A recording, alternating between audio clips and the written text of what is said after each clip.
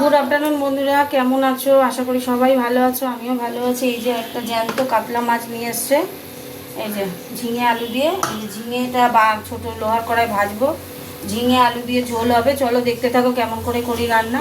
চলো, গ্যাস জ্বালিয়ে দিয়েছি আর এদিকেও কড়া বসিয়ে দিয়েছি। ঝিঙে ভাজবো, ঝিঙেটা একটু ভাজবো আর কি। গ্যাস জ্বালিয়ে দিয়েছি, গরম হোক কড়াটা। তেল গরম হয়ে গেছে, মাছগুলো দেবো। প্রথমে মুড়ো দিতে ভেজে নিচ্ছি।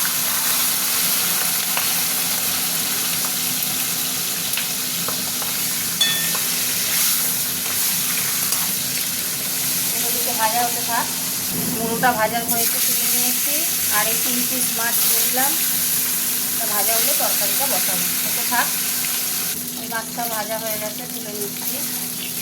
এইবার আমি রান্নাটা করব। মাছের তেলেই রান্না হবে বলে একটু তেল বেশি দিয়েছিলাম, বুঝেছো? তেলের মধ্যে আমি দিয়ে দিচ্ছি শুকনো লঙ্কার একটা তেজপাতা দিয়ে দিলাম, 2-4টে চিনির দানা দেবো তেলে। দিয়ে দেবো একটু গোটা জিরে, কয়েকটা গোটা জিরে দিয়ে দিলাম। এবার দিয়ে দেবো পেঁয়াজ, দেবো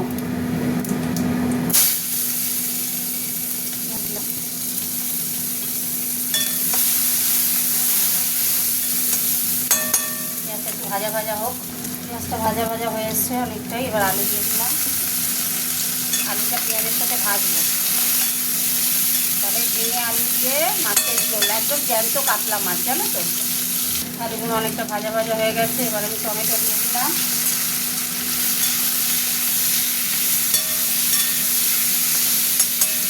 এইখানে এই দেখো, এখানে যে ঝিঙে ভেজে নিয়েছি, মাছ ভাজা রয়েছে। এখানে এটা নাড়তে থাকবো। টমেটোটা একটু নরম হলে আর মশলা দেবো, ওকে থাক। দেখো এক এক করে মশলা দিচ্ছি। হলুদ গুঁড়ো দিলাম, আচ্ছা এটা হলো জিরে গুঁড়ো। এবার দেবো ধনে গুঁড়ো দিয়ে দিলাম। এবার দেবো লঙ্কা গুঁড়ো দিয়ে দিলাম। এবার আমি এই যে আদা রসুনের বাটার পেস্ট দিয়ে দিলাম।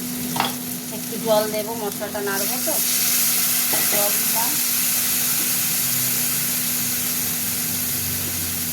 আর নুন দিয়ে দিলাম। এই মশলাটা কষার পরে ঝিঙেটা দিকে কষে তারপরে আর জল দেবো। একটু কষা হতে থাক। এরকম মশলা কষা হয়ে গেছে, হয়ে এসছে। এবার ঝিঙেটা আমি দিয়ে দিলাম। ঝিঙেটা দিয়ে আরেকটুখানি কষে এবার জল দেবো। আর এখানে এই যে উচ্ছে আলু ভাজা হয়ে গেছে, উচ্ছে আলু ভাজা করেছি, উচ্ছে আর আলু ভাজা। আর এটা তো হচ্ছে,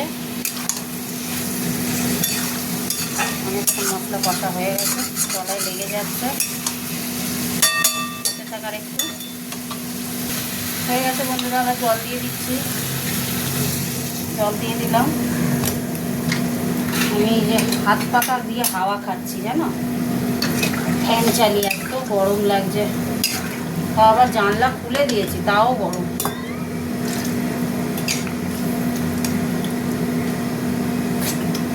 নুন লাগবে, দিচ্ছি, দাঁড়াও।